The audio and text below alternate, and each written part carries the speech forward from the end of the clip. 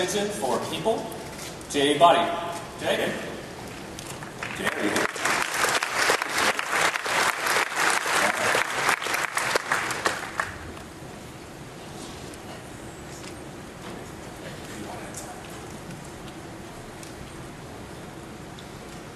Can everyone hear me?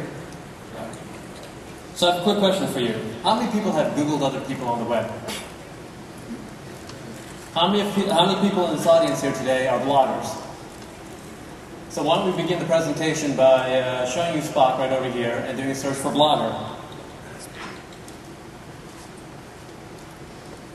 Now a couple things that I want to show you here is that first, the results are all ordered by relevancy of what Spock determines in its algorithm by what it thinks are the most relevant people for that term. So on a search for blogger, we got a couple of thousand people. Mike Arrington came up first, Tim O'Reilly second, Mark Cuban, Dave Weiner, and so forth. The second thing I want to show you is that each person has its own unique result over here, where you can find deeper information, such as what other terms is Mike Arrington associated with, like internet personality, COO, lawyer. More rich information that you can find about him on Spock, or places on the web you can go to learn more about Mike Arrington, such as LinkedIn. Over here. Now maybe blogger isn't the right term for the audience here, maybe it's tech blogger. So maybe we click on this, and all of a sudden Tim O'Reilly is actually considered the #1 result for tech blogger on Spock. Now some of you might agree with that, some of you might disagree. And if you want to change that result, what you can do is, you can click here, and I will vote yes, or here, and you can say, well I think Mike Arrington should be moved up over here, and this, my information that I gave to Spock is put into the algorithm, and that is going to be weighted the next time you do a search on Blogger. Why don't we do a little bit more interesting search over here, or probably as interesting as Blogger. So, would you rather search for Sports Illustrated swimsuit models or Victoria's Secret models? Victoria's Secret? Alright, I want to go with that one. So, here's the results that come up, all ordered by relevance. Now, one of the things that I see over here is that a lot of these models also have the term fashion model on them. So I can just click on here and say, show me fashion models. And I get about almost 4,000 of them. And if I just want to see what they look like, I can go to the grid view and do this.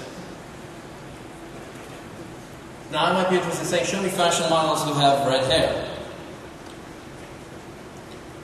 And Spock will find those that have red hair, and you instantly see fashion models who have red hair over here. He's a pig. Now I've shown you results from technology, bloggers, from fashion community. Let's go to the sports area. I'm a big fan of college football, so one of the things I look at is Heisman Trophy winners.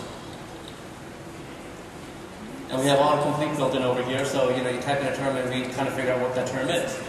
So right here, in just typing a few quick things, I was able to find Heisman Trophy winners.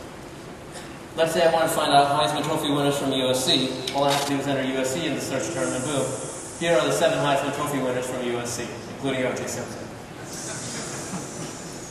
One of the more entertaining searches that come up on Spock is this one. He was arrested for drunk driving. Dick Cheney comes up #1. Robert Downey Jr., Mel Gibson, and George Bush. Now we're trying to figure out, why does Dick Cheney come up #1 in front of George Bush? The reason is he was arrested twice for drunk driving, and George Bush only once. So if we go to George Bush over here, maybe we go a little bit more deeper into what he's about. If I click on his name or his picture, I can see other terms that he's about: President of the United States, Christian, married, and I can see where that term came from. Oops. We can show a little later. Where is he on the web, and related people to him. I can look at all the key terms that he's about, and who voted on them. So you see a lot of the work is done by the machines at Spock, but the community adds relevance to it and also votes on it. So I might say something like the Google, for example, is a term that he used recently, and that was voted on by a couple of people on Spock, like Sam and Wayne. I could also look at the pictures that Spock was able to extract about George Bush, and this one came up on top.